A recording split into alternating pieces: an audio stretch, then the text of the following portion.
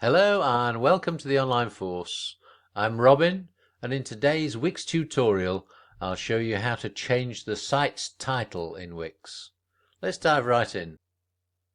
So you've signed in to your account, and from the dashboard on the setup page we're going to go down here where it says Edit Site. Click on that.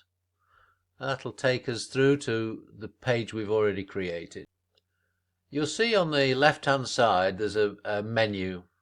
If you hover over, it'll tell you what the different things are. We're looking for Pages and Menu. We're going to click on that,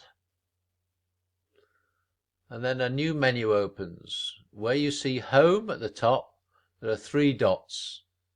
Click on the three dots and you will see a sub-menu where you want SEO Basics. Click on that. What we're looking for here is the title tag field, and this is what will allow us to change the name.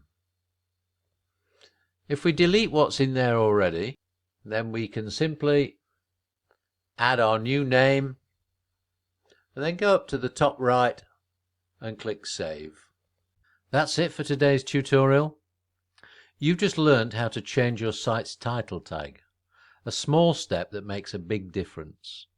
Search engines like Google use this title to understand your site, and it's also what people see before they click.